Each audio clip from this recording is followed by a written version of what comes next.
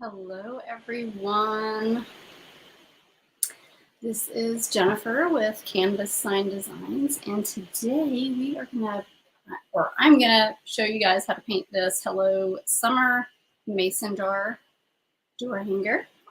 I am just gonna pull up the links to purchase this cutout. If you guys are interested, you can purchase this cutout in multiple different sizes. If you like it and you want to paint it on your own, I'm going to do a full tutorial today showing you how to paint it, what colors that I use, how I go about doing it. So, hey, Tammy, how are you? So if you are interested, I do sell the printed template. If you wanted to make it on your own, like if you cut your own signs, hey, Marie, how are you? If you want to cut it yourself, like if you are a door hanger maker and you cut your own signs, you can do that. Or if you just want to buy the blank cutout, you can do that as well. So I am just grabbing these links really quick so that I can pin them in the comments. Let's see here if I can do this correctly. How are you guys doing? If you are watching, would you please jump on and say hi? Let me know you're watching. Tell me where you're watching from. What does everybody have going on today? Tammy says she's numb. She just got back from the dentist. I do not envy you, Tammy. Do not envy you. The dentist is no fun. Hey, Juanita, how are you? Let's see here. Purchase wood blank. Let's see here.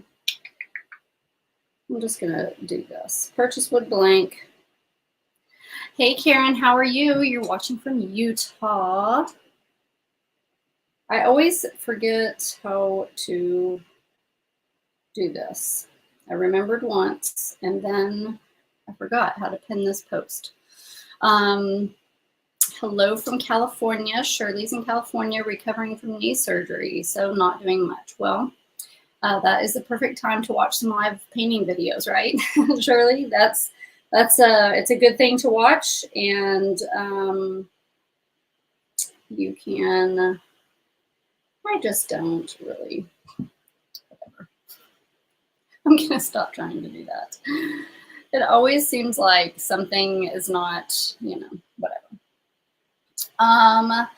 Okay, so those of you, hey, Karen. Oh, I already said hi to you, sorry. Hey again. You're in Ohio, Tammy. Nice. A lot of Midwest, mid-America. Let's see here. Okay, so blank cutout. I did put the link in the in these comments here. I don't know how to get them to pin it. I just don't. I figured it out once, but I don't. So they're in it's in the comments. Or you can find it on my website, canvassigndesigns.com, and just click the shop link and all templates, blank cutouts, all that kind of stuff. It will direct you where you need to go. So, good morning, Dawn and Leanne. How are you guys doing? Well, Juanita, I posted the link for the blank cutout, but I was trying to see how to, you know how Amy pins it to the top of the comments, like when you go to the comments, it's pinned. I saw how to do that once, but seems like whenever I'm on live, I can't ever figure that out. So I practiced it once, and maybe it's because I did it from my personal and not my business. I don't know. 2 hours south of Amy. Oh, that's nice, Tammy. Lucky. You're going to be at the lake this weekend, Marie. That's nice. That's really, really nice. I can't do it before I go live though, Juanita. So I don't know. I can put it in the notes in the description, but Facebook is finicky. And sometimes when you put links in, well, most of the time when you put links in the description or in a post, Facebook will not show people. It will not push it out on people's news feeds because Facebook doesn't want you to leave the Facebook app. They want you to stay on. So I try not to write that in the description. So you write it in the comments and all of the things. But anyway, okay, so we'll get down to this. Back to business. Back to business. Okay, so we're going to make this Hello Summer jar here. And I don't know why my screen just went crazy. Okay, so if you purchase this cutout from me on the website, there's several different sizes. This, I think the size is the 20, let's see. This one's an 18-inch cutout, and it will come with the wooden letters, and it will also have the wooden, it will have the lettering etched on the sign so you know where to glue the letter on, which is, last week I showed a popsicle, and it did not have the etched lettering here for various reasons, but this one does. And so it makes it a lot easier to know where to glue your pieces. So if you see that, that is why. And these etched lines are so like fine that you can't even really feel it by touch. You can't feel these little lines here. But they're just, they kind of serve as guidelines so that you know where to paint. You don't have to have a template. Hey, Leslie. Hey, Deb. How are you guys? Okay, so what I'm going to do first is paint my yellow. Yellow is a hard color to coverage-wise. Like you usually have to do several coats of the yellow. So what I typically do, I don't really have a favorite yellow color, okay? Thank you, Leslie, thank you. I assume you opened your last order that you got for the wood cutouts. We try really hard. My husband does all these and he is very particular and yeah, he does a really good job. So yellow, I usually just grab what I have. So I usually have lots of different yellows. Good morning, Sheila. Good morning, Karen. I do sell the SVG files, Karen. I am not sure if this particular layered SVG file is on my website, but it is on Etsy. And then I also sell the SVG files for the lettering too. You can find those all on my website, canvassigndesigns.com, and then just go to the shop link and it will take you to my shop. So yellow, let's talk about yellow. Yellow, I typically get whatever yellow I have on hand. Now I usually have several yellows on hand, but I usually get, like for this, I would get like more of a brighter yellow, not like a golden yellow, color like that. Now recently I went to Hobby Lobby and they had a lot of their deco art paint on clearance. So I got some yellow colors that I don't normally get because they were on clearance. I was just going to show you this color right here, cadmium yellow, is typically what I get when I'm getting yellow, but they didn't have that, and they had these big old giant tubs of it, normally $7.29 for $1.82. So I was like, I will make do with that, whatever. So what I typically do is mix a little bit of white in with my yellow because yellow does not cover great. I don't particularly like to do a layer of white first and then yellow because I feel like when I do that, I'm having to, it takes more yellow to cover up the white. So I don't find that very, for me personally, effective. So what I typically do is I just get some yellow. So this is kind of a, okay, so my camera, it makes things a lot lighter than they are, but it is kind of this kind of a color, which is really bright, and I don't want to make this quite so bright. So what I'm going to do is just get a little bit of yellow here, and then I mix a little bit of white in with it. Actually, I'm going to do some chalk paint. So I love the white chalk paint from Waverly that I get at Walmart.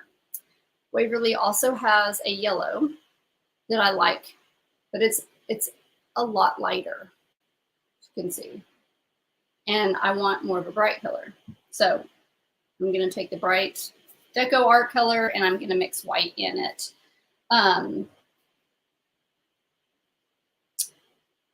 Oh, thank you, Juanita. I didn't even think about that. Yeah, it looks like a mustard yellow, Leanne. That's exactly what it looks like. Hey, Kendria, how are you? So what I do is just mix a little bit of white with the yellow. So this is Deco Art. It's bright yellow is the color. And I'm just going to put a little bit of white, and this is a chalky white. And I do that because the chalk paint tends to cover better. The coverage is better on it. So if I mix the two together, it kind of helps with coverage. So I usually will go a little bit lighter, and then I'll kind of put some darker accents on or a darker layer on after that. So I really don't have a rhyme or reason. I just kind of make it a lighter yellow color like this. I'll show you here because this is really, really light. And that usually works well for me. So I'm just going to take this. You can paint right on top of these etched lines. You'll still be able to see them underneath. So don't feel like you're going to cover them up. Do not paint around them because you will be painting all day long and probably get really frustrated. So when I'm painting a sign, I typically start with the bigger surface area first. So I know that this yellow is the biggest kind of surface area that needs to be painted. I also know that yellow is a paint color that needs a few coats. So I'm going to start with that color first. That way it can kind of have some dry time while I'm doing other layers. So that's how I determine kind of what I'm going to paint first.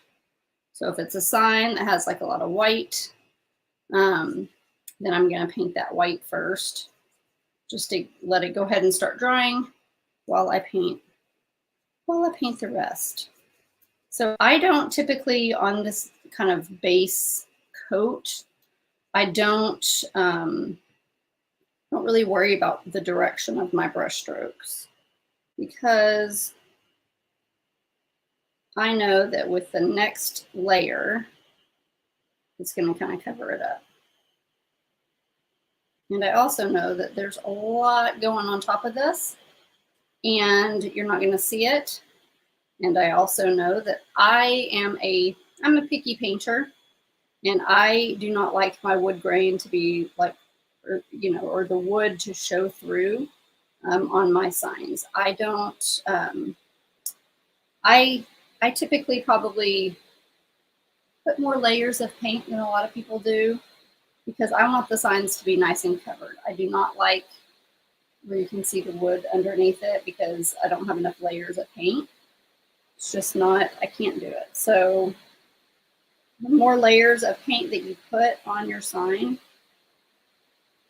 you're going to kind of cover a lot of that up. Also, if you keep your layers of paint super thin, you don't tend to see those brush strokes as much. So the thicker you put that layer of paint on, you're kind of having to comb through, like, think of it, as, I don't know.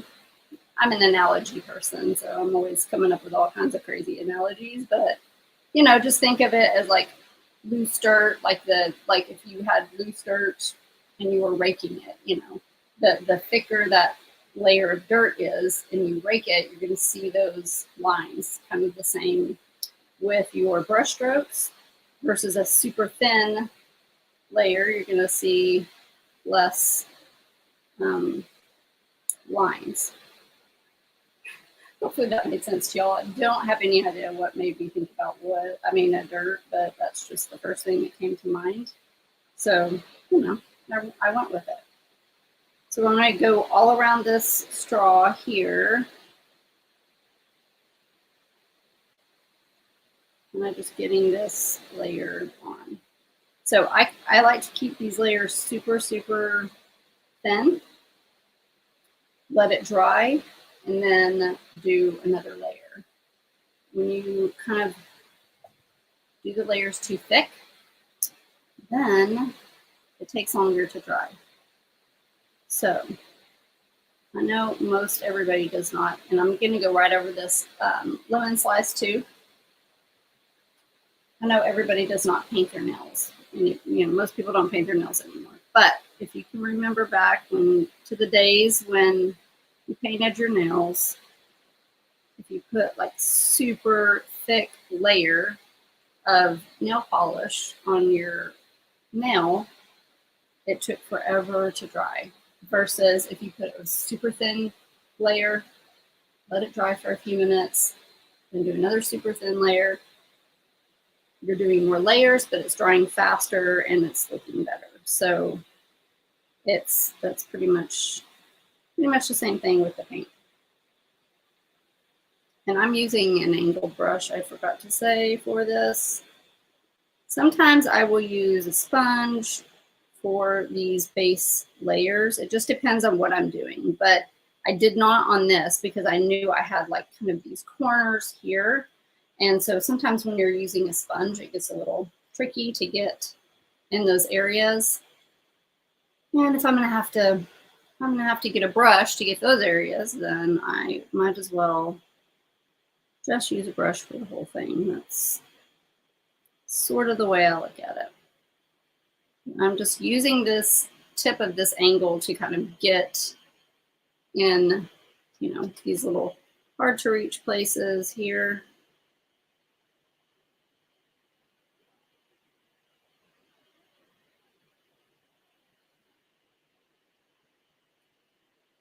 Okay, so this is our first layer, and I'm gonna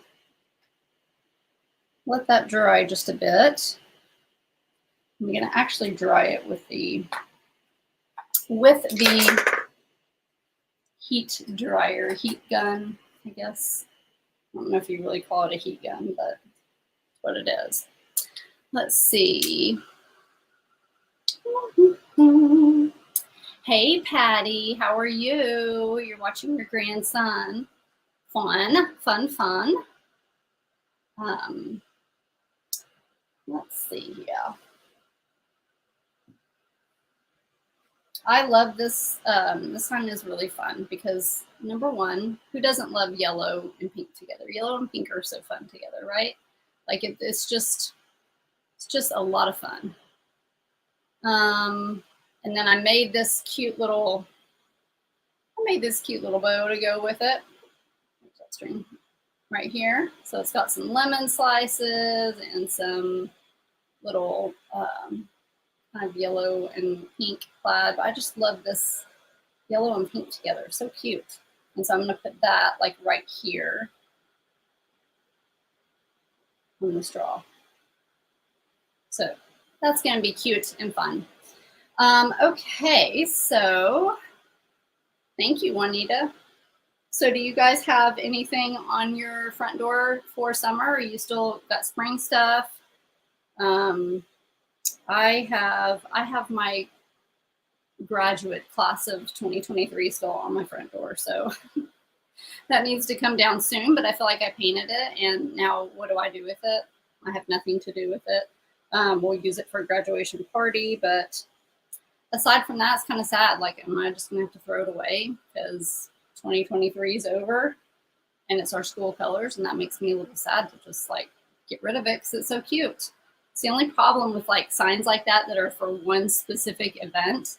It's like after that event is over, like what do you feel like like what are you gonna do with it? I mean, I could save it, I guess, for an example, but I already have a picture of it. So it's kind of a shame. It's kind of sad. But oh well. Oh well, oh well. You don't have a summer door hanger, Juanita? I'm trying to think of what I have. You know, I typically will make examples and use examples for myself. A keepsake for Jackie, true, true. I'll ask her if she wants it. She probably will because she's pretty sentimental. But, you know.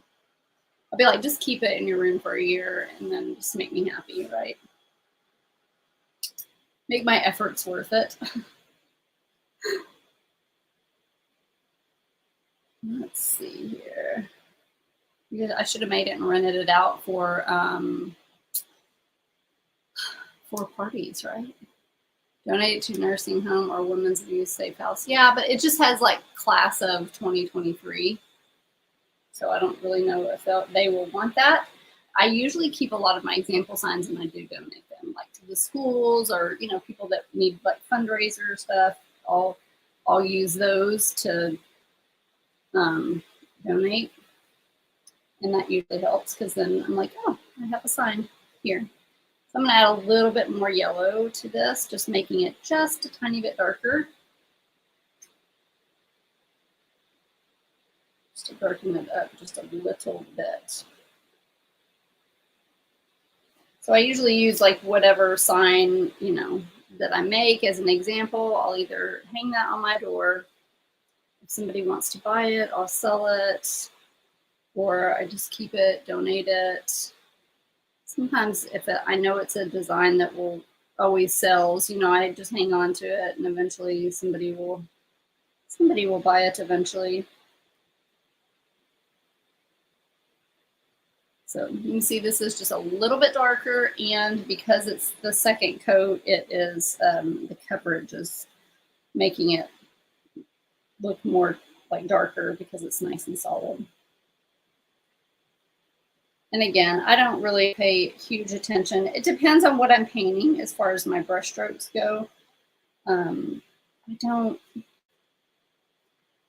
unless it's something that's just very obvious and I can visually see it with my eyes, I don't really worry about the brush strokes.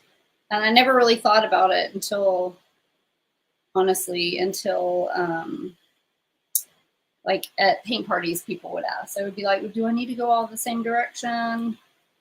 So like, I just don't feel like the color-wise and how thin that I'm making the layers that really you can tell. But sometimes, you know, if it's a sign, you know, just certain colors you can see stuff like that. It's a little bit more obvious than others. So I guess if you could see it and you're noticing those brush strokes, then maybe at the end just kind of just go like this and just try to smooth it all out. But I don't know. I don't think you can ever, typically you can tell with at least the way I do it. Those of you that are door hanger makers, do y'all like pay a lot of attention to your,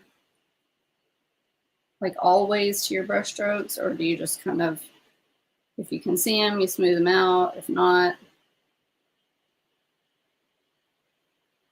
when you start teaching what you do, you learn a lot about what you do. Like before I ever started doing paint parties or, you know, like, or, you know, in the very beginning, people would ask me like, how do you do that? And I'd be like, I don't really know. I just kind of do it. Like, you know, you have to kind of stop and think, how do I do that? How do I make that decision? How do I move my arm? Like, you don't really think about it until you start teaching it.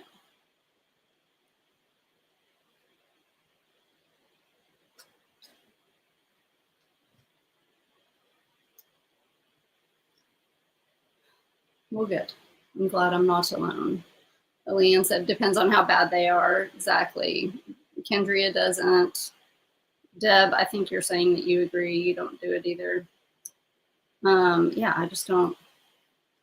I mean, I think unless if it's really thick paint, like certain paint, like, you know, chalk paint might do it. It's really thick paint, then you're gonna see those brush strokes. So if I feel like I see it, I do, but otherwise I don't.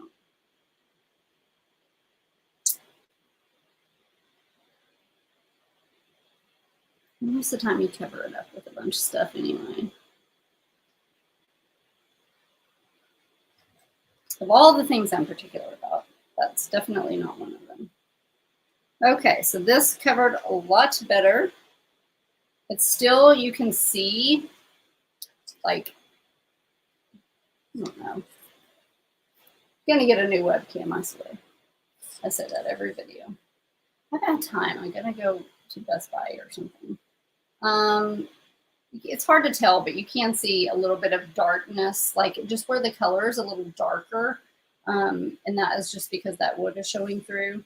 So sometimes you just have to wait for it to dry. And then by the time you kind of like put everything on it, you're not gonna notice it as much. So I think that this 2 coats, I painted these yesterday for an order. I think I did 3 coats. But we're probably just we're gonna roll with 2 and it'll be fine.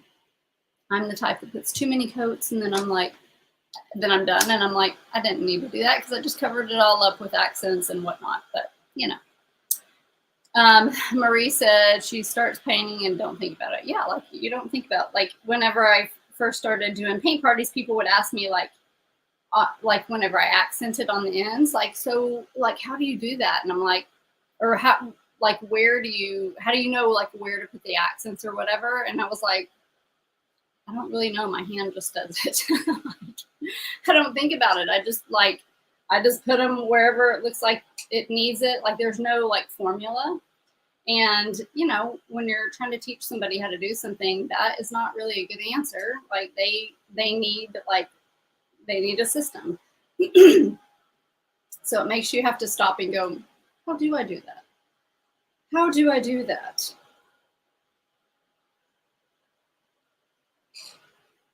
You know, when you're just self-taught and you just kind of figure it out along the way, you don't necessarily have a system for things, but when you're teaching, you gotta figure that out. So you learn a lot about yourself. I forgot to pull my blue out, so let's see here. I'm gonna use this Whispering Turquoise by Deco Art. It's kind of like a lighter blue. If you wanted to make it a little bit more like, I don't know, a little bit more green in it, I guess you would be. This is Aqua Sky. Like that's just a little bit more, even though it doesn't seem like it's more green, it is.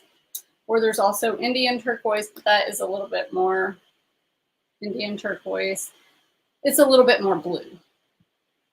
So you could do this. I'm trying to look in my, looking in this bow here. It's a little bit more, this one matches this a little bit more. So I'm gonna do that. It's just that this is a little darker than what I want. So again, I'm just gonna mix some white in with it. If you really get to just start kind of experimenting and just mixing your colors, I'm thinking here, there's a lot of different colors you could use. You could also use Bahama. I'm just telling you, this Bahama blue is also like kind of a, maybe we'll use Bahama blue. If you just play around with the colors that you have, sometimes if you don't have a color that matches exactly, if you just kind of mix in some other colors, you'll kind of learn along the way. That looks good. You'll kind of figure out what you need to mix to make it certain colors. And, you know, like sometimes you'll mix way too much, but I think it's important to play around with that and figure that out, because it'll teach you a lot about colors and what colors complement each other. So this is like kind of a little aqua-ish blue.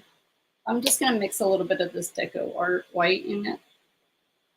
I'm not mixing the chalk white with it because it typically covers well, so I don't feel that is necessary. These blues typically cover good. And so if you do it lighter, you can always kind of come back and add some accents to it. So this is just a little bit more, oh, I can see that color. Which, again, I think matches this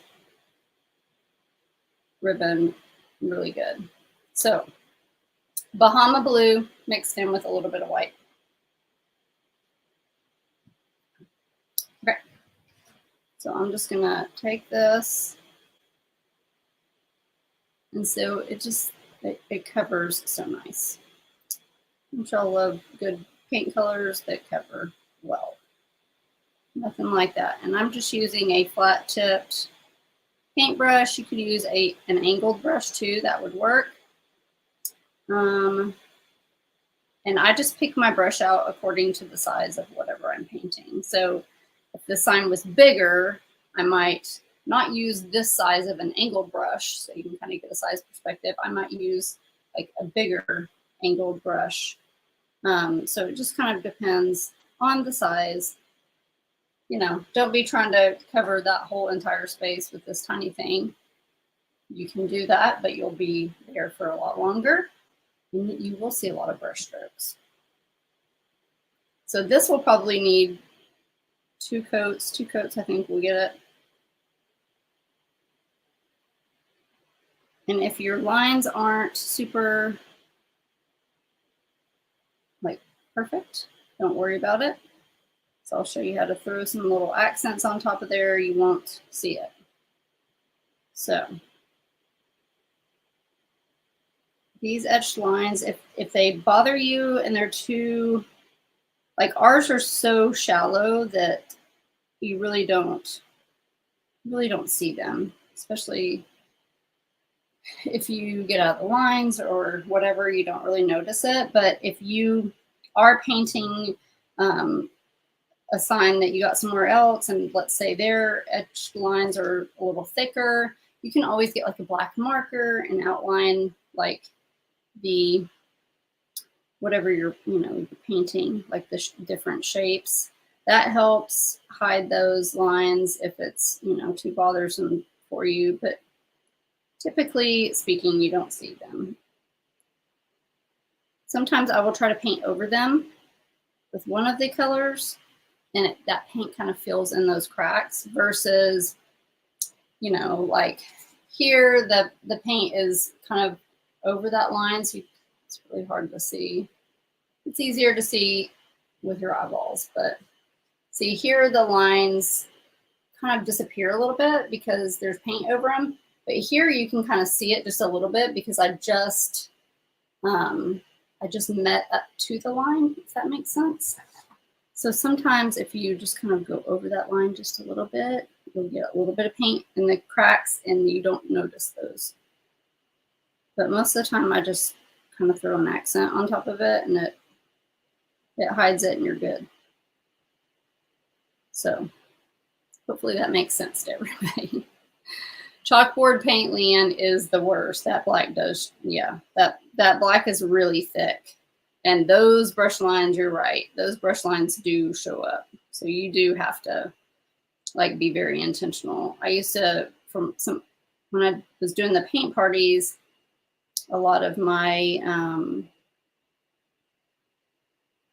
I just got this thought of like an email I got that somebody was asking me to paint some teacher signs that I had done in the past. Like, do you ever do that? Like you're talking and then you just remember something. And now I'm like, did I ever respond to her? Where did that message go? And now I'm getting this fear like I never responded back. I know that was very random. Does anybody ever do that? Anyway, if you see the puzzled look on my face, that's what it was. I was like, wait, didn't somebody ask me for a school sign? Now I'm like, oh my gosh, I remember getting an email, but I don't remember what sign it was. I don't know. Hopefully I didn't miss somebody's message because this was weeks ago. So anyway, a day in the life of a business owner, right? I get messages from so many different places. It's so hard to keep up with sometimes, like remembering all the places. Where I'll get a notification on my phone and I'll remember like seeing somebody's name on the notification.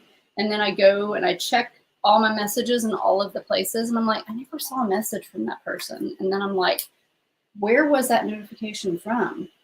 So then I'm like, trying to be Sherlock Holmes, trying to figure out like where that message was. Like, why didn't I ever see it? What platform was it on? That happens to me quite often. Not quite often, but anyway. Hopefully I didn't.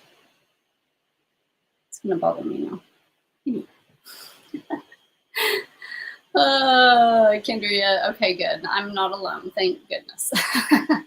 Kendria, Leanne says, I can be talking about something and then completely forget what I was saying while I was saying it. Yes. I know. And it happens to me on my lives too. Like, I'll be like, and then I'm like, oh yeah, they can like see my face, like wondering something. And they're probably like, okay, why did she just stop mid-sentence and like stare into the air? I'm like, randomly remember something. And then you're like, oh, I'm usually really, really good at remembering things. Like, as far as my business goes, like customers, like I remember things about people. I remember, like, I'm really good about that.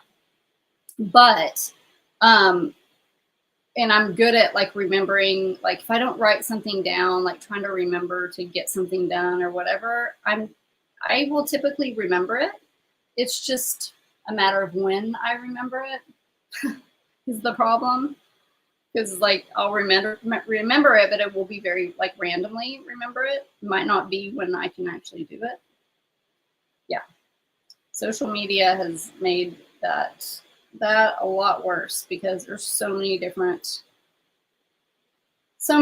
places you have to check messages, so many different things, and it is sometimes very hard to keep up with. And then my family is like, you never answer your phone when I call, or and I'm like, look, I have to put my stuff on do not disturb because I would never get any work done if I answered messages and phone calls when they came in, because I would literally be doing that all day long. It's hard. And if I see the notification, then I've got to I feel like I need to answer it then, like, because I'll sit and think about it, like, oh, I need to get back to that person. I need to get back to that person. And it won't even be anything like that important, like, but it will bother me, like it will be on my mind. So I have to a lot of times turn off my notifications so that I have to like go into the app to look, because otherwise it's just very mentally distracting. As y'all can see, whenever I do my videos, I will glance up and see somebody's comment and I just have to stop and answer it right then. I do make a list for everything, Kendria. I do. Because I feel like if I don't, like, I'll remember the stuff, like, pretty decently. I'll remember it. But then I get, like, so overwhelmed because I feel like there's so many things, like, floating in my head. So I feel like if I write it down, it almost, like, gives it an excuse to leave my head.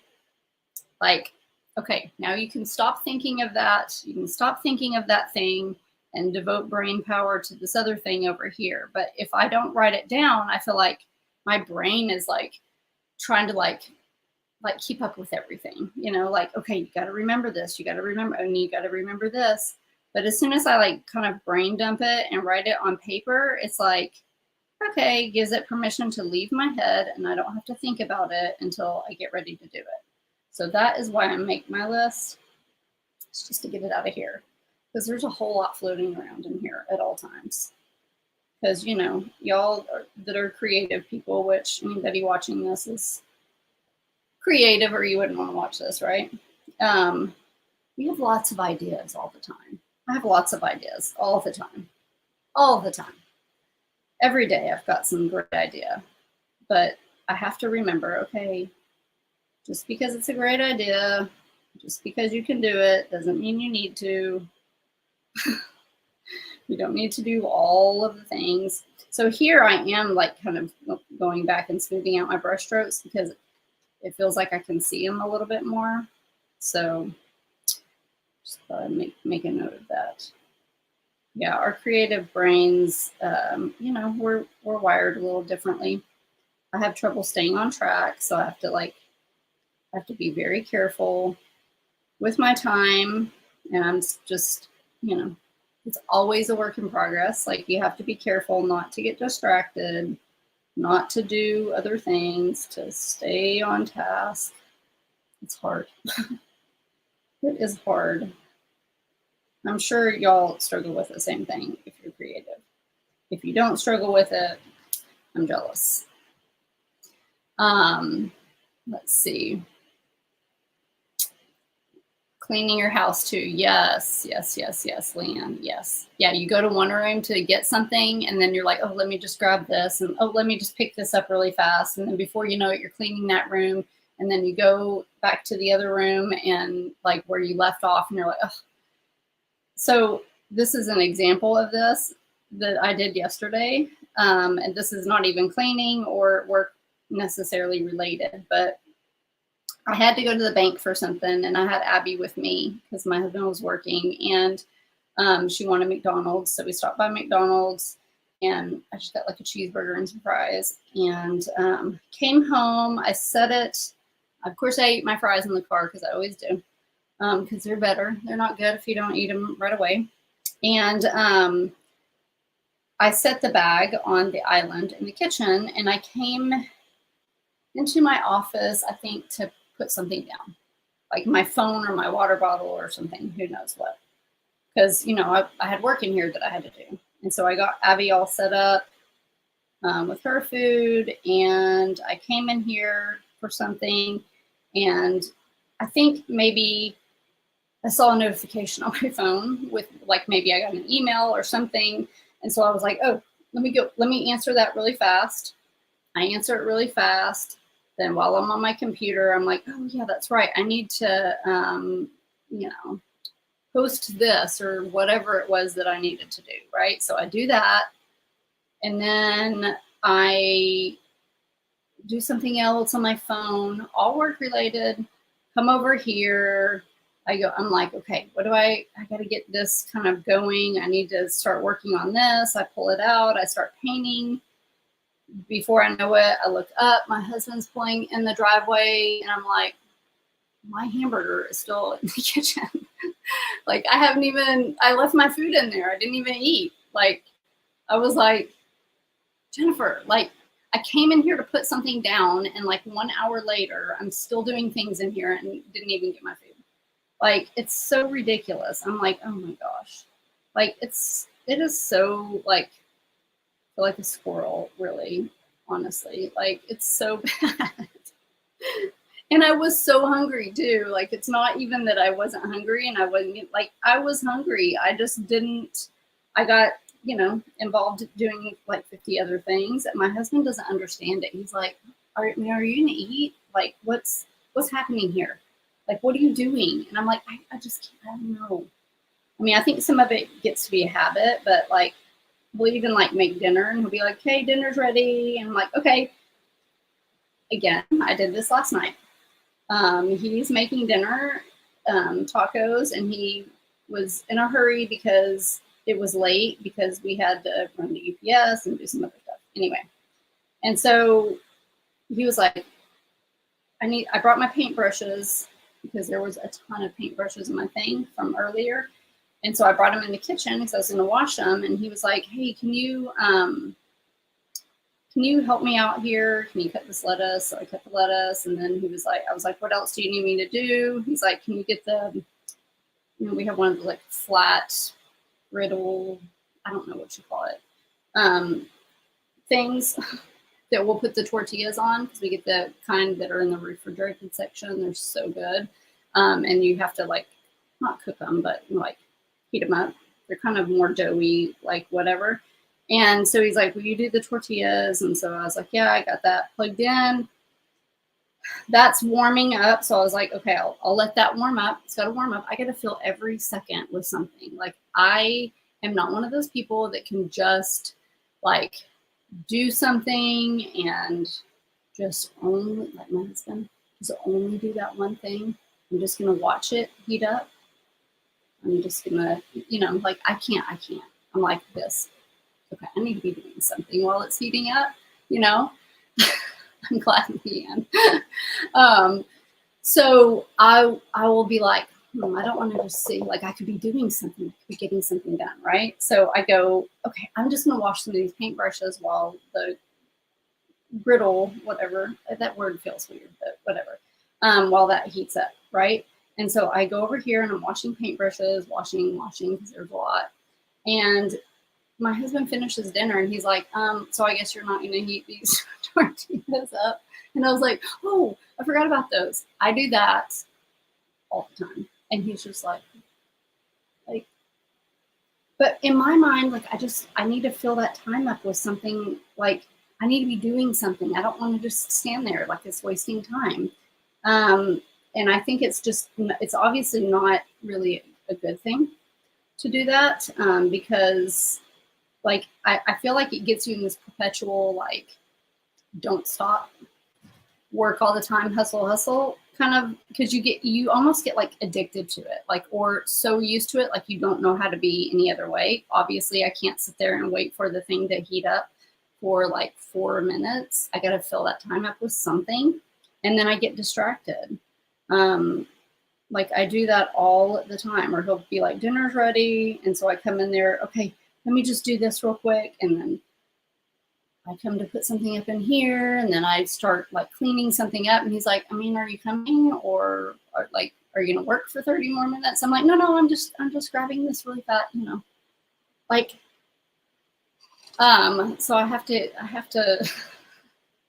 I have to read, yeah, because yeah, I think it's creative people, and it's also women in general, because I think that we're moms and we have to kind of learn to like, I just think that's the way God made us. God made obviously men and women differently, and they each have their strengths.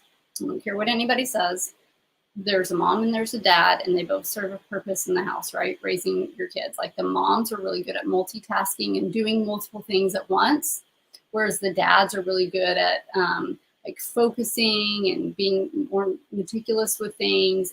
And when you have two, it's okay, right? As long as there's balance. Everything's about balance, right? So I think that that's just like we were made to do that. Men were not made to multitask. They weren't, and it's not always good to multitask, right? Like it's not always the best thing to do, but it's also really good and really helpful. And if you have multiple kids, like how you're not going to be able to get anything done if you don't multitask. Like like Andy will be watching Abby, and it's like, I'm watching Abby. I'm watching Abby. I'm sitting here on the couch.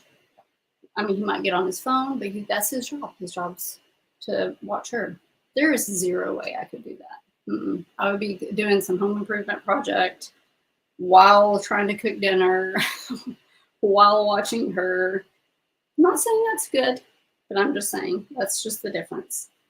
I have stories for days.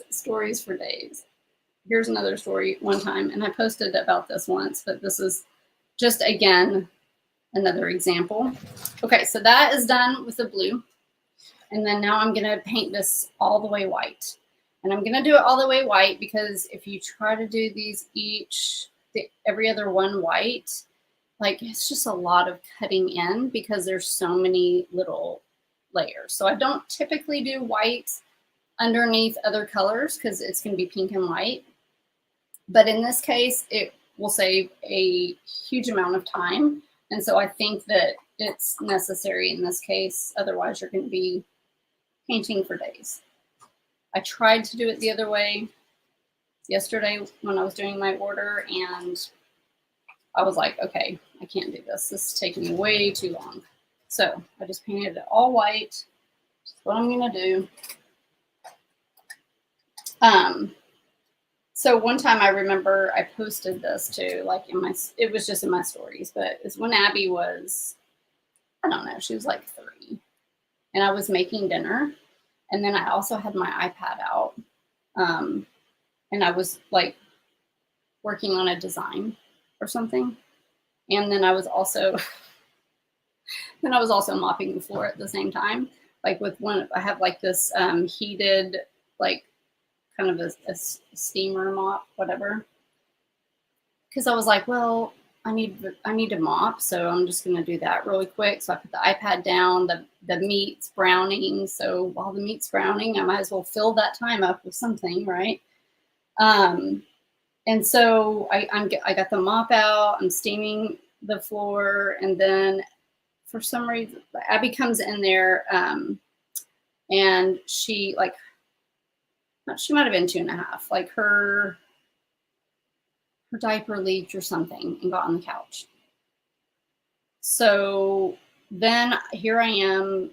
Now I am steaming the floors, browning the meat, taking the cover off the cushion of the couch, washing that. I'm like, this is like it's fine. I got it all under control. I can do it all. I can do it all. I can do it all. Like, like we just try to fill our time with the most amount of stuff that we can get done in the quickest way possible. And I was like, if my husband came home right now, he would be like, what is happening? What's going on? Like it was like it was like this, just everything is taken apart. I'm doing all kinds of things, like, and I'll do that. And I'm not saying that's the way to go, because half the time I will,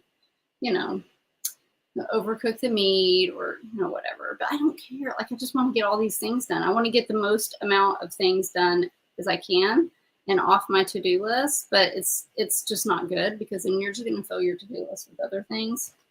Like, it's just this perpetual, like, clown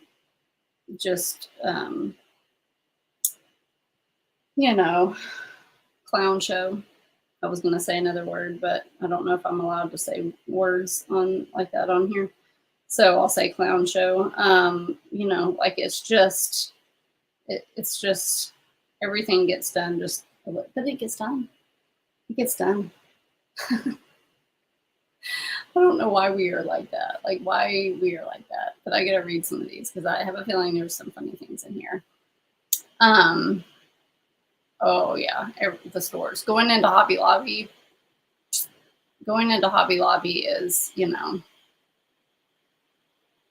I will have 50 ideas of things that I want to do, and I will spend so much time in Hobby Lobby that I'll get home, I don't even have time to do one of them. Let's see. Leanne says, who else can be? What is that? Who else can be working on a project and get an idea for another project? Yes, yes, yes. Start that, and before you know it, you have 5 projects halfway started. Yes. Right now, just from this morning, I was painting attachments. I have 3 heart attachments, 2 birthday cake attachments. I base coated this round sign that I know that I'm going to need. And I have this. That's just in the last hour, like right before the video. I'm like, I got 5 minutes.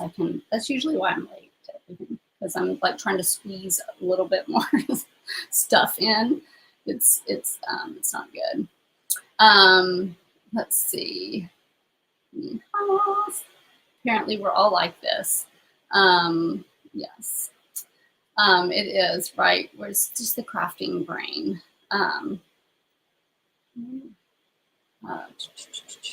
Oh yes, if you are following me on one platform, if you're not seeing the comments, that's because I'm streaming on my main page and one of my group pages and on YouTube at the same time from StreamYard. So if you're not seeing all the comments, that's what's happening there. Yeah, good thing, Tammy. Good thing I ate the fries, for sure. And that's probably why I wasn't super hungry and why I didn't think about my hamburger, to be quite honest. Yes, Leslie says she keeps buying things for a future project and never use them, so you have a stash of someday items. I think we all probably are like this. I feel like crafters are like, it's a separate hobby of buying craft supplies, right? Like thinking that we're going to do all of the things, and we don't like physically have time to do all of the things. A lot of times I'll I'll have my husband cut signs that I want to do. And I will be like, hey, but before you do this, can you just cut the sign out for me? Thinking that I'm going to have time to do that, right? And then like a week later, that sign's just still sitting there because I didn't have time to do it. And then I'm thinking I made him like rearrange what he needed to do to cut that sign out for me that day. And I still haven't even painted it, but I want it right there, and I want it available in case I get a little block of time that I can grab it. So like I'm know that I may not need it today, but I want it there so that when I randomly, am browning meat and decide, hey, I could just base coat the sign real quick while I'm waiting for the meat to brown, I can just grab the sign that's ready to go, right? Yes, but like that's me. Really. That is me for sure. Yes, our brains are not built. Oh, that's good to know, Dawn. Her husband's an architect and is a multitasker. I agree. I do think you have to be somewhat of a multitasker. I just think that you have to be very, very careful because it can really put you in a, it's got to be something you need to work on, right? Like multitasking is good, but it's not always great, right? Like it can also be good, and it can also not be good if you let it get out of control. So I'm just kind of getting in this little corner area right here.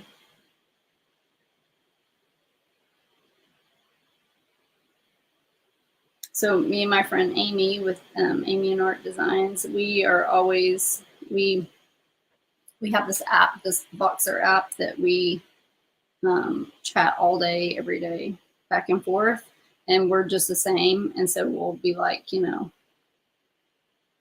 we'll just be in the middle of talking to each other and we'll just like pause and we'll be like, oh, okay, sorry. Like I had a thought about something else, like, because we're just the same. We're just like, just all over the place with things, but it's good because we can kind of talk about it with each other and like recognize that we need to work on it and,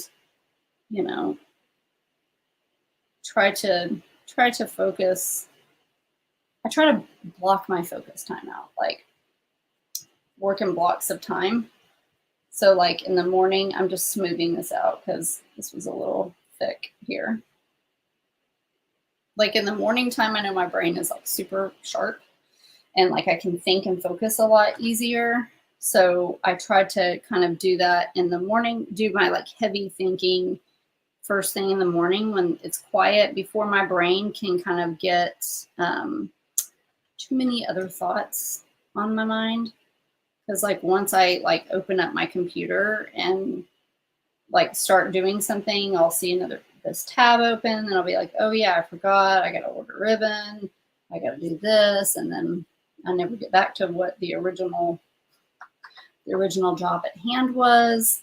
So I will like not check my phone. I will not check my computer or just go like try to be disciplined to go straight into the only tab that I have open so that I can like focus and not get distracted with the 500 other things that I want to get distracted with. Let's see, Carrie said, first, I would never hear my husband say dinner's ready because he doesn't cook. I'm very lucky. I'm the same, always doing and getting distracted. I think we do a lot of juggling. And, that's fine. But when you do a lot of juggling, it can also not be good because you're juggling too many things and you're not focusing on one single thing at a time. My husband didn't used to cook, but because I'm doing the business stuff, he's kind of just taken on that role and found that he kind of enjoys it. I was very honest with him when we met. I was like, I hate cooking, so I'm just going to tell you that right now. if that is a deal breaker for you, then you just go ahead and leave now, because I don't like cooking, and I'm probably not going to cook like every night. And I will just kind of cook something to get it there and get it on the table. But I hate it. I hate it. I hate it so much. So he's kind of just taken on that role so that we don't eat like crap. And he's really good at it. He's done really, really well. So probably for the past 3 years, he's kind of does the grocery shopping and the cooking while I can craft and paint. Like, it's pretty awesome. But it's very nice, I will have to say. But yeah, because otherwise we would eat out, or I would put like a frozen lasagna in the oven, because I don't like cooking at all. Oh, awesome, Juanita. That's nice. Juanita says her husband cooks almost every night now that he's retired. Leanne's cooks on the weekends. He makes the best red beans and rice and chili beans. My husband won't eat beans at all, of any kind. That's neither here nor there, but yes. I think men sometimes are better at cooking because they can focus on the job at hand, right? Like, I usually don't cook things well enough because I'm just trying to hurry up and get it done because I don't want to be doing it. But some people use like cooking as their like form of creativity. So, you know, there's that too. But I hate it. I hate it. I hate it. I hate it. Let's see here.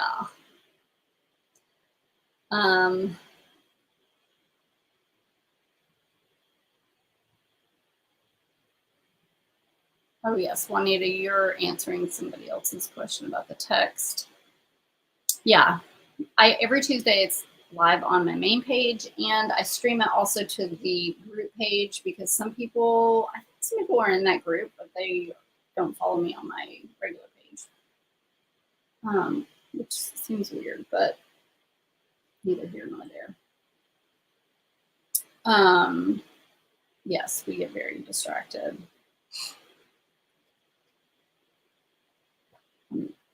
John's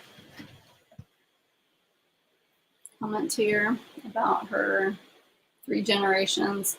Yes. I know our time's coming too, Dawn. Our time's coming. The computer is bad. I do this. Does anybody else do this? I have like all these tabs open all the time on my computer. And my husband's like I probably have, I don't know, 12 or 13 tabs open.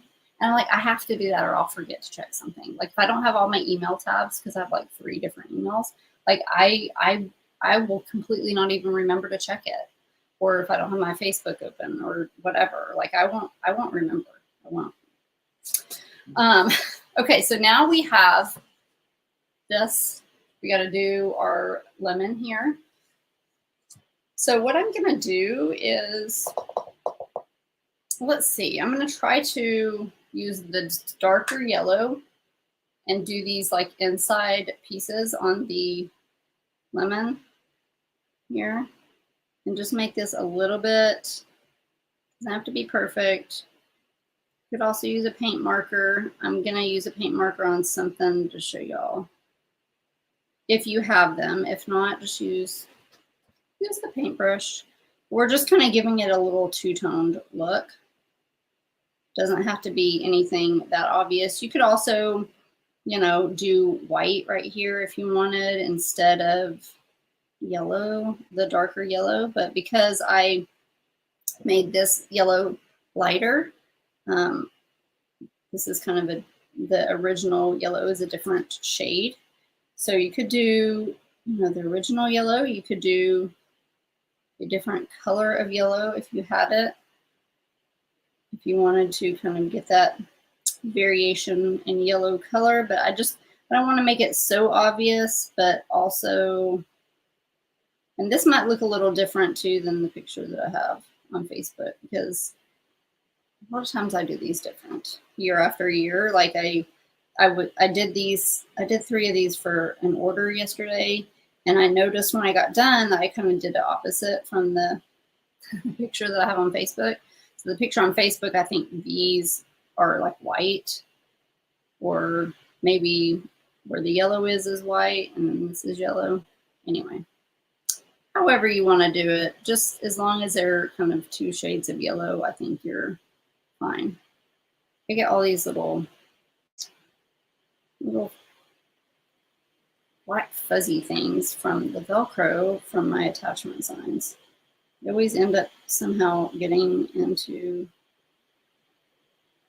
the paint. I don't know how. I think they just fly onto the brushes or something. I don't know. Like when they're sitting in the, I don't know. So you see I kind of did that. And then there's this like squiggly line here. So you could take like a liner brush, like, you know, just like I put these to soak and now they're all bent. Like a liner brush, you could dip in that yellow and do that. Or if you guys have, I have every color, no, not every color. I have lots of colors of Posca paint markers. So this is just a yellow one. And just gonna take it and just, makes it easy to just add that little squiggly line there. And then I'm going to outline it too. So again, you can use a liner brush if you don't have a paint marker, or you could use white if you wanted to. Do this in white. So where I have the darker areas, do the darker areas in white if you wanted to. Either way, you could also take this and outline the yellow if you wanted to, but what I'm going to do is I'm going to accent it with a brush. And like, let's see here, just going to get like kind of a bigger rounded brush. And just get this. Just do that.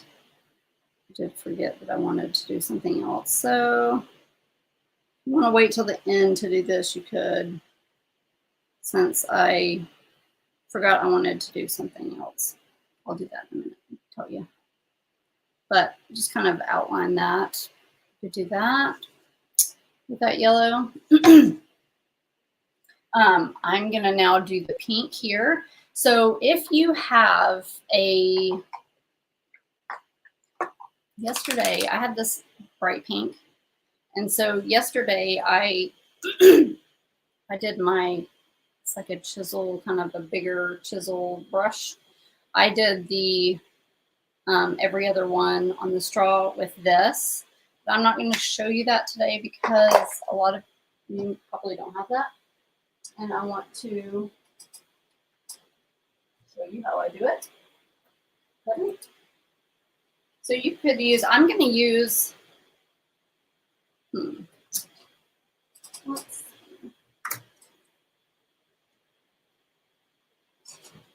I am going to use, this is like one of my favorite colors. And this is dragon fruit, because it matches my bow the most. So whatever like bright pink that you have that matches really well, I think that you can use that. Like it doesn't matter, as long as it's a pink of some sort is cute. If you don't want to do pink, you could do whatever color you want.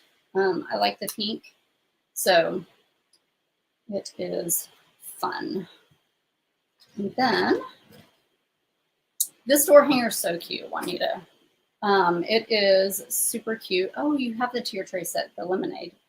Yeah, this would be cute to go with it. This one's fun. This one sells a lot every year. People like it. Okay, I'm gonna have to clean one of my little brushes here. I don't know where the other one is. It probably fell down somewhere. This is the 18-inch, Juanita. 18-inch. So I think there's like a 12, 18, maybe 21 inch on this. Okay, so I'm going to do every other one. I'm going to start with this being the pink, dark pink here. And again, if you had like a good pink paint pen that you wanted to use, it would, you know, make the process a little bit easier for you. But, and I wouldn't worry too much about those lines because you can put an accent line on top of it and kind of hide a lot of that. So this has the etched lines, so I can kind of see through the white where the etched lines are. I know you guys can't really see it great, but they are there, and you can see like kind of where you're supposed to go, which is very helpful. Very, very helpful. Another thing I like about these etched lines is sometimes you have to like paint kind of the base color first and then like trace your template on your sign when you're just using the template, and which is fine. Sometimes you have to do it in like stages depending on what you're painting or how you're painting it. And so when you have the etched guidelines, you don't have to keep, going back and tracing parts of your template on your sign. Like it's just the lines are there, they're etched for you. You just don't have to mess with anything else.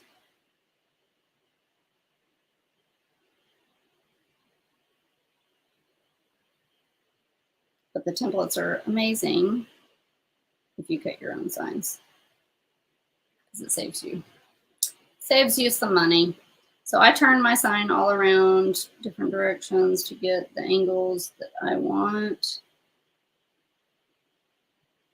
So sorry if it makes you a little dizzy. I'm spinning it around. And I'm also going to use this pink to do some accenting, like on the lemonade jar. You could actually I might do, this is awfully tempting. I thought about this yesterday, about doing the words in pink instead of black.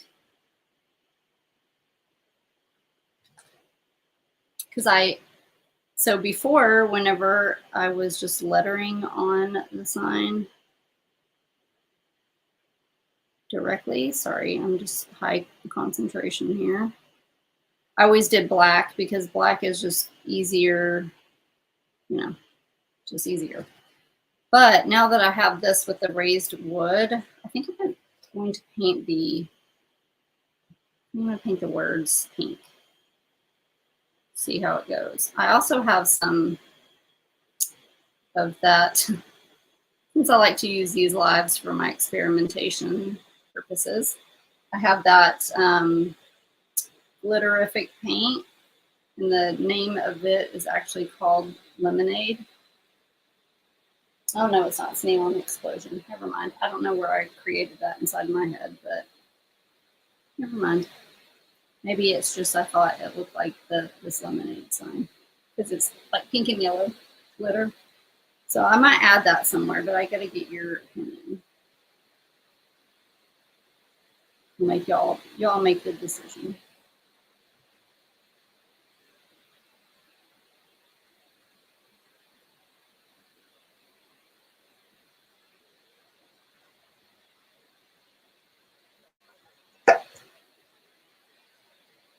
Okay, so there's our straw. I might need one more coat, but probably not too much. Okay, so now what I want to do is get a chip brush. And if y'all been following me for a while, you know I do this a lot. I like doing this. I'm going to get a little bit of white here. I'm going to dip my chip brush in a little bit of white, not a lot. I'm going to blot it off because I don't want a ton of white on there. And then I'm going to take it and kind of put some streaks through here, kind of make it seem like it's lemonade, like there's just movement in here a little bit. kind of giving it a curved look because the glass might be curved. And I'm going to go over this part of the lemon like it's in the lemonade. And I should go over that too, but it's probably still wet. So as you can see, I just kind of do a little bit of streaking there, as I like to call it. Just kind of give it some, and you could add some, like, I used to add like some little ice cubes, like floating in the background if you wanted to. The Hello Summer kind of takes up a lot of the sign, so I'm not really going to do too much of that, but you could. This glitterific, it's like yellow and pink. So I don't know, do y'all think I should put it in the background or no? Y'all tell me. Maybe I should put it on the straw. Tell me where you think I should put this, because I think it would look cute somewhere, but I don't want to like overdo it. I don't want to make it like obnoxious, you know. I probably should have put it here. So I'm going to let that dry. I need to put some white right here. It's a little streaky.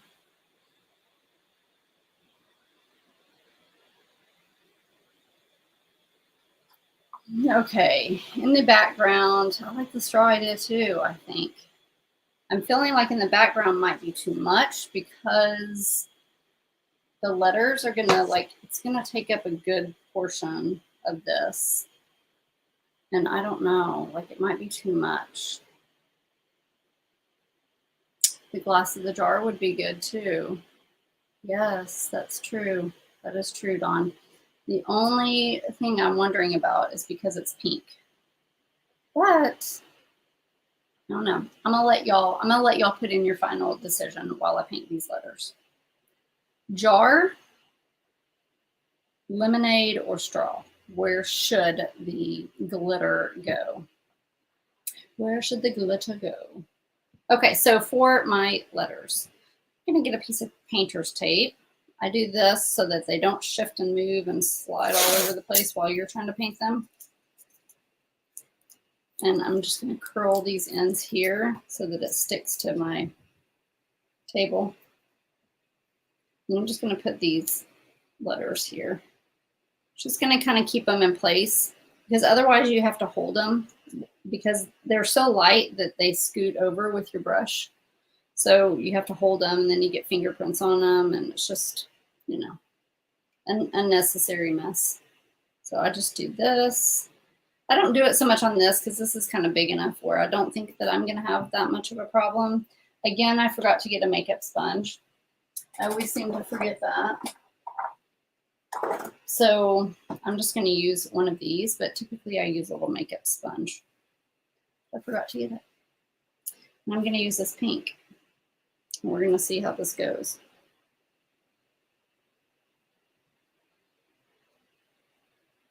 I have pink lettering on my attachment sign, like my little attachment piece. I have one of these as an attachment, and I have pink lettering on that, and it's really cute. So I'm thinking that it will look good.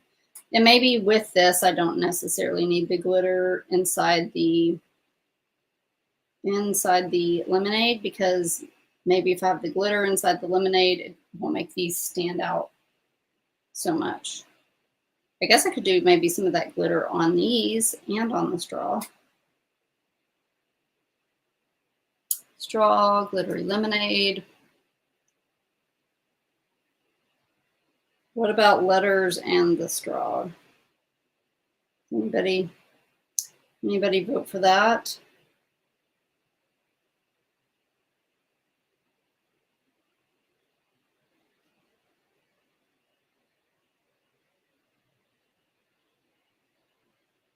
Okay, now I'm going to go here. And so if you had your Posca paint pen, you just run the paint pen over the letters. It would make it super bright.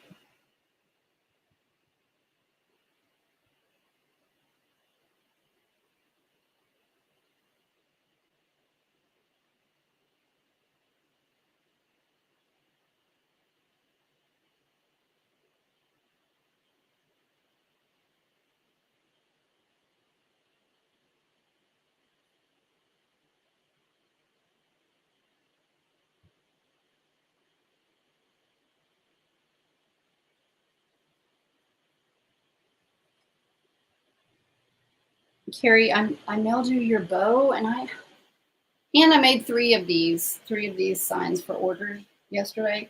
And when I was doing it, like I totally forgot that I had this like lemon ribbon. And I'm so mad because I didn't include that in your bow stuff. It's still cute, but I just totally forgot about that lemon ribbon that I had, and I just happened to notice it yesterday. And I was like, dang it. So my apologies that you didn't get that with your bow, but it's just because I forgot that I had it. It's not because I deliberately left it out. I mean, I've had that ribbon for a couple years, and I made so many of these signs last year and didn't use. This is the first time I've used the lemon on here, and I've had it for a while. Like, silly me, silly me. You know, something can be looking right at you and you don't notice it. Randomly one day you notice it and you're like, why haven't I ever noticed that before? Again, probably with the creative brains, and we're thinking about 500 other things. So I'm just doing another layer on here because it's going to make it brighter.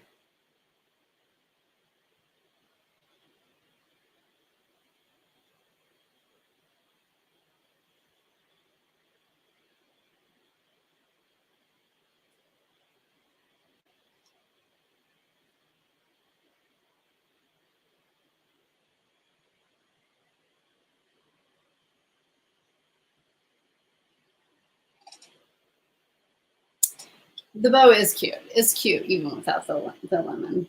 I do agree. But it was like, she's going to see that lemon and think, well, she didn't give me lemon. I don't think you think like that. But, you know, like, oh, like I didn't want it to be like, I didn't give you the good ribbon or something. Okay. So I think, you know, for the most part, that's good. Let's see what we got. The DIY kit does not come with the bow. So I do my Sign Maker Society. I give them ribbon for their bow for their monthly projects, or if they order, you know, one of our monthly kits. But when I sell the signs just on my regular page, I don't do the ribbon.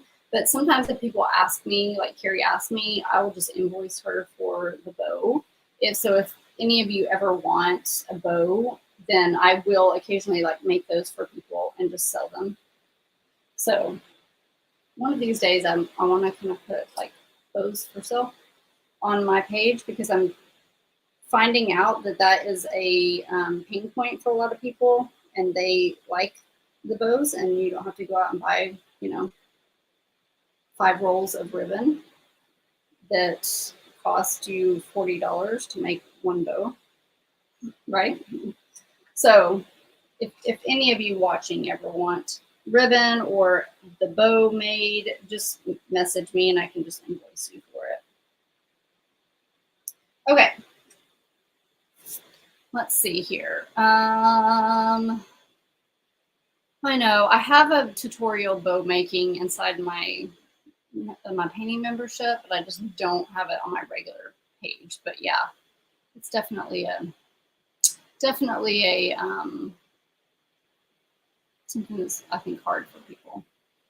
Okay, so I think I'm gonna do the straw and the letters. I think it might be too much with the pink letters and glitter on the lemonade on this one. I think if the sign was bigger, like a bigger one, it would look better. But we're gonna go this. So this is this glitterific pop, and this is Neon Explosion.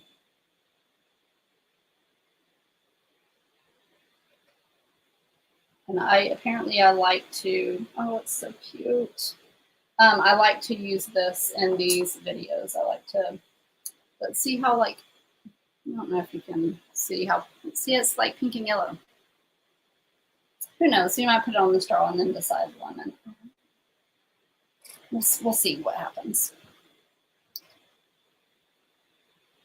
So I'm just grabbing a brush here, and this one's probably a little too big. I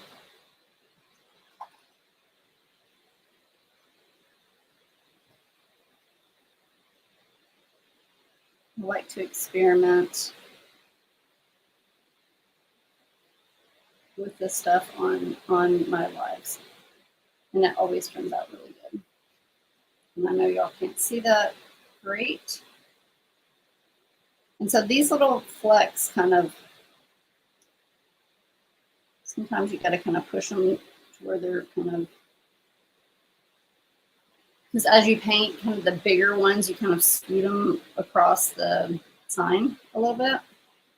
And so sometimes you got to kind of, if there's too much in one spot, get your paintbrush and just kind of move them along to where you want them.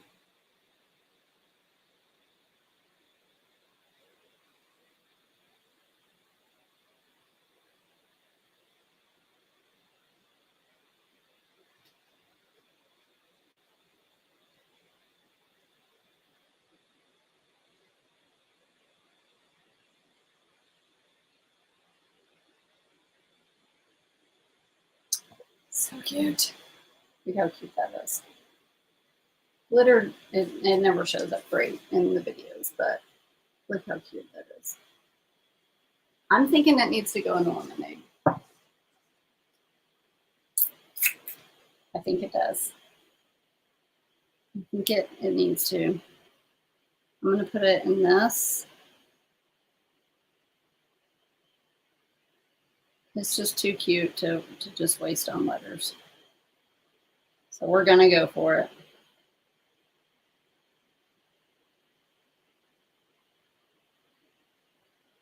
So you'll get some of these big flakes in some of it, but then some of it you won't. And that's just the way it is. You can wait for it to dry if you want and kind of add some more so that it's even. If you want, you see like there's some kind of bigger flakes in some. But you can kind of pick it up with your paintbrush.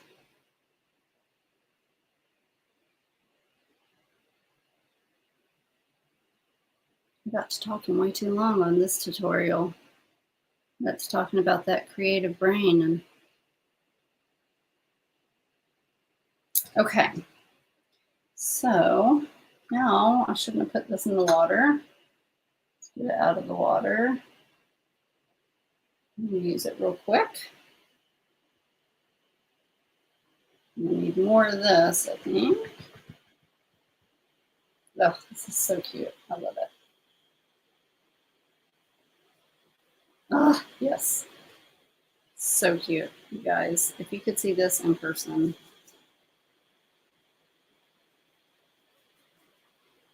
I wanted to do this on my signs yesterday that I sent out for orders, but I wanted to experiment with it on here first.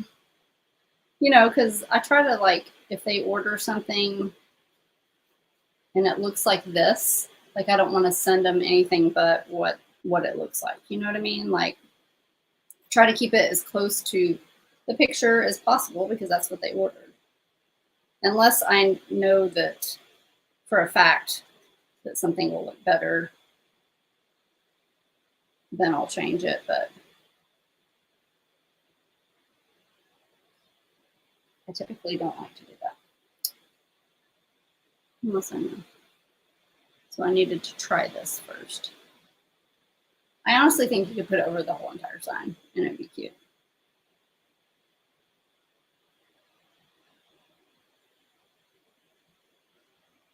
So if you are lettering your sign, which is a marker, I think I would stick with black letters and not pink, but because these are like 3D, they're going to kind of stand out more and you'll be able to they'll show up more. But when you do them, when you're just writing flat on there black, sometimes it's harder to to see. It doesn't stand out as much, if that makes sense.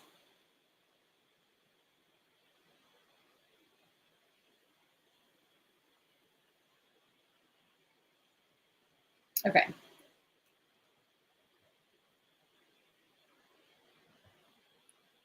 I'm not flying around in here. Okay. All right. You can kind of see it looks a little crazy right now, but it's really cute. So now I'm going to add some accents to it all over, and then we're going to glue on the letters, and then we'll be done. Because, yeah. So for the top, this is how I usually do the top, and I'm just going to grab like a little round brush. I usually do one across here and just kind of do that. This one curl in here. I want it to kind of look like the straw is in the water, so I usually do this one across and this one across.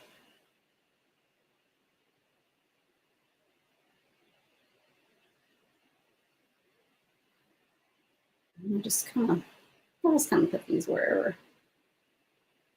But I do a few across the front and then have a few sticking out. And I don't really know, like maybe even I should make it go across the full way.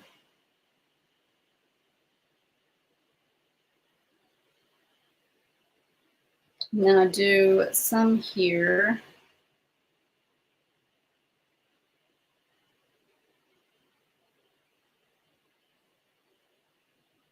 And then some here, which is kind of hard because I did all that glitter.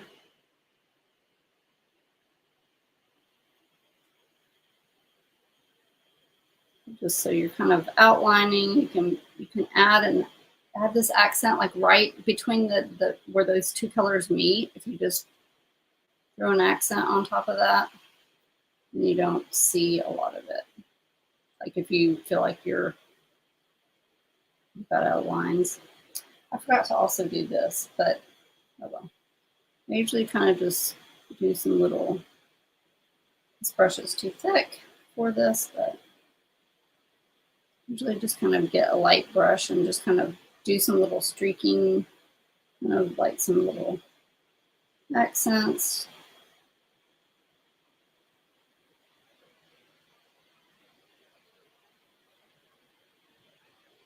Do that before your glitter. Okay, and now I'm going to do black. So I'm just going to get a really skinny brush and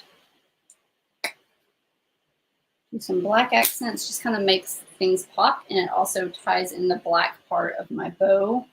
I always add black and white accents typically to everything. So again, I'm going to go where this blue and the yellow meet, and I'm just going to put it, make it sure it's very light. I don't want it real dark.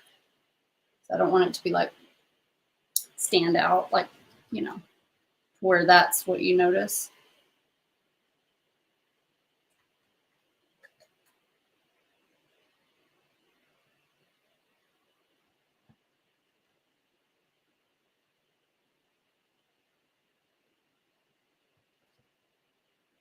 And then I'm going to do this lemon. Again, don't make it too dark or else that's all you'll see. Just a little bit of definition.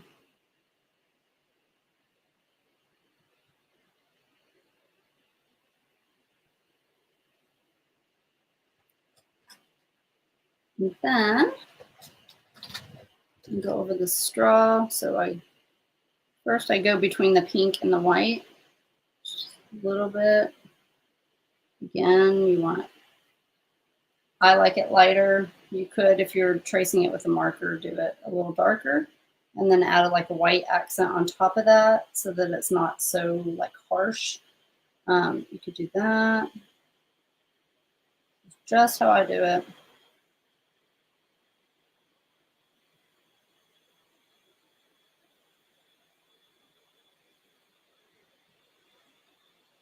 And then I'm going to go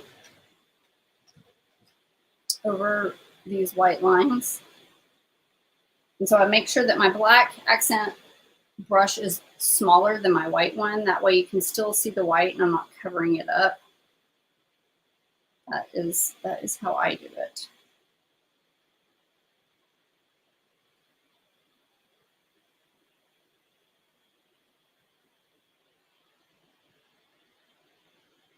And I got like out of line here.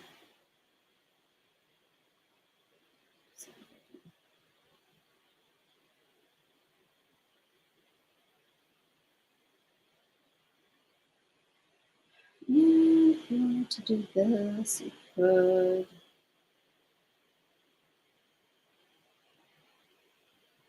And then I typically get my pink and I toss in a little pink accents too. Just around here. Just add a little color. We're going to be adding a lot of color with the letters, but maybe do some outlining here.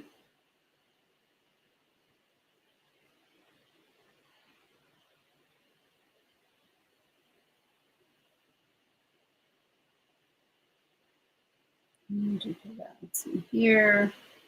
Just whatever you prefer.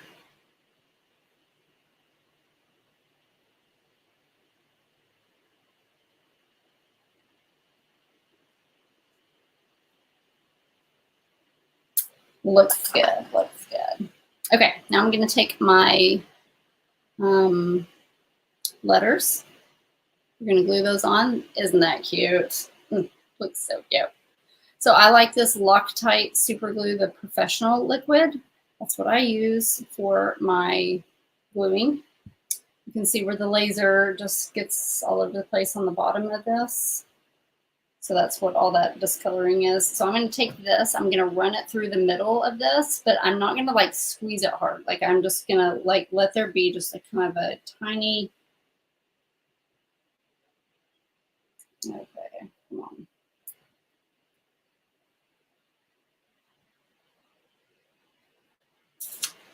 It's like sometimes a little super glued shut.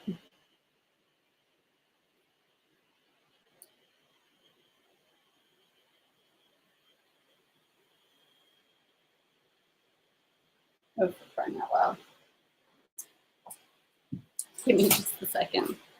I have to just poke a little hole in this.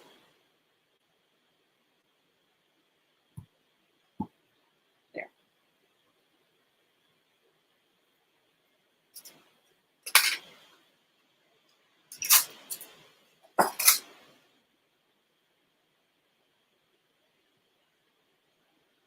So I'm just gonna like run, as you can see, I just run a very thin strip of glue because otherwise it's gonna like it will squish out the sides, which is fine, but sometimes just depending on what color you're using, I don't think it's going to show up if that happens if you do use this glitter because the glitter is kind of glossy, but I just always like to preface that. I probably got a little bit too much. And so now you can kind of see where your hello is. And I just kind of try my best to kind of line it up above first, because once you stick this down, it's not going anywhere. If you don't get it perfectly on the lines, it'll be fine. Like you're not going to notice it, but yeah, keep it as close as you can.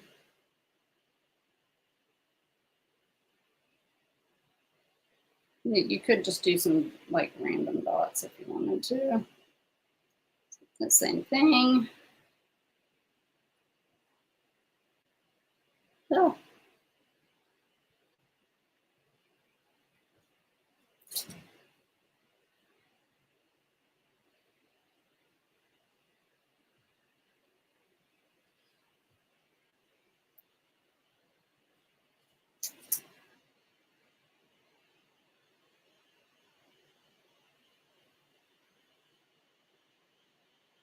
The ends, I kind of line up with the tops of the ends. Make sure you got the right M, because there's 2 different sizes of M's. If you order my kit, the first M is bigger than the second M. This is my hand lettering, so I just turn my hand lettering into an SVG file that we cut. Maybe I'll put this one on my door. It's so cute.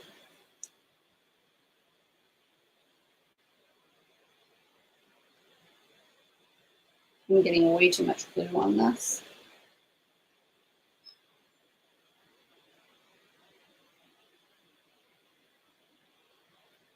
My fingers stuck yet.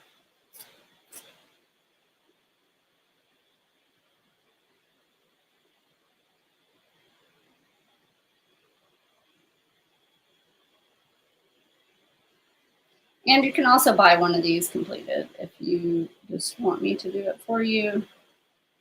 These are on my, I don't think they are listed yet on my Shopify, but I know that they were on my Etsy. But if you can't find it, just send me a message. Just send me a message. Hey, Kim, how are you? Yeah, this glitter really looked so good. Yeah, this is a good template. This is a good template. I sell a lot of these templates. And yes, I do spray seal it, Juanita. I spray seal everything that I do. So I'll take it out and spray it with that. And you could even take some of my favorites, holographic extreme glitter, and do a little bit of that. Let's see, I have some poured in here, so I'll just use that. Do a little bit of that just like on the accents. This is what I used to use on this sign, just kind of accent it. Y'all are probably not going to be able to see it very well because, you know, video and whatnot. It's hard to get a look at this, but I just kind of go over some of these accent lines with it.